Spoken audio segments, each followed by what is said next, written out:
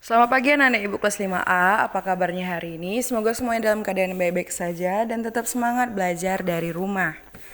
Sebelum belajar, mari kita bersatu dalam doa. Berdoa selesai, hari ini kita masih belajar tema 7, subtema 3, ilmu pengetahuan sosial.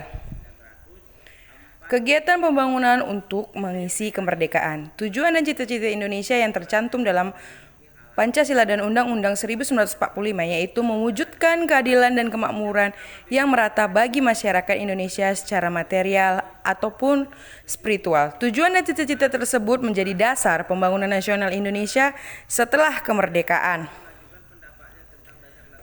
Pembangunan dapat diartikan sebagai suatu proses yang dilakukan oleh manusia untuk memperbaiki tingkat kehidupannya secara material maupun non-material atau spiritual.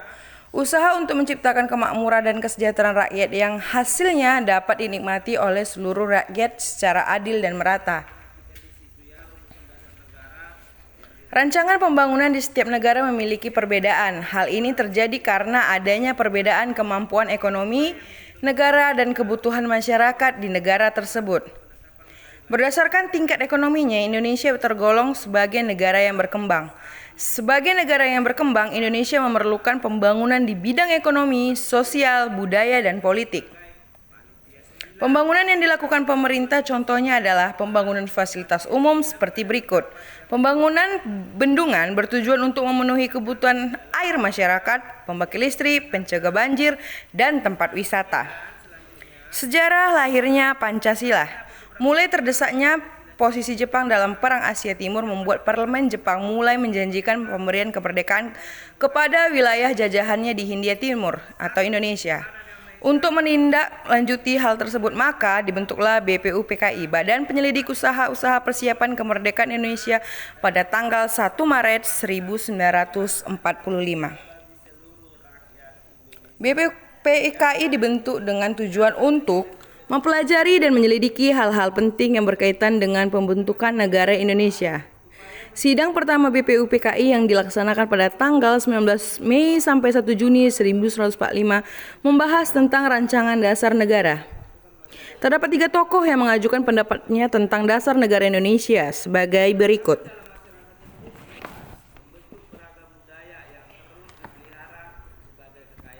Tanggal penyusulan usulan nama tokoh Mr. Muhammad Yamin, 29 Mei 1945, 31 Mei 1945 itu Prof. Dr. Mr. Supomo dan 1 Juni 1945 Insinyur Soekarno.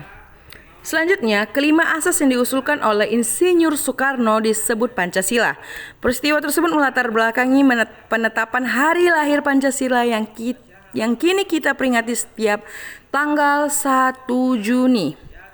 Sebelum memulai sidang kedua BPUPKI, dibentuklah kembali panitia yang dikenal dengan Panitia 9 pada tanggal 22 Juni 1945. Panitia 9 mengadakan rapat yang kemudian menghasilkan rumusan dasar negara yang tercantum dalam Piagam Jakarta.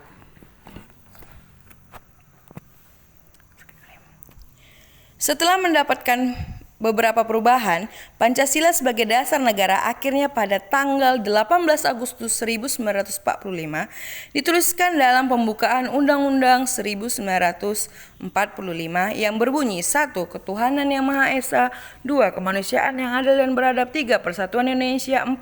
Kerakyatan yang dipimpin oleh hikmat kebijaksanaan dalam permusyawaratan perwakilan, 5. Keadilan sosial bagi seluruh rakyat Indonesia.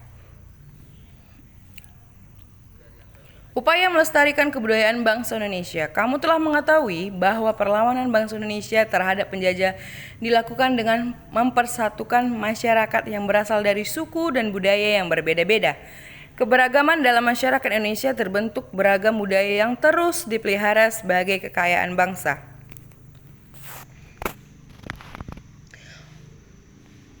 Hal tersebut bertujuan untuk menjaga kedaulatan negara dan ketenteraman dalam hidup bermasyarakat. Sikap yang dapat kita lakukan untuk menghormati dan menghargai budaya daerah lain yaitu sebagai berikut.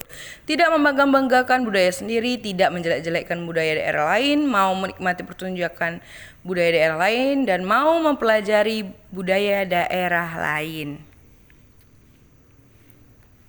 Nah, sampai di situ pembelajaran kita ya nak. Tugas kita dari halaman 82 bagian C.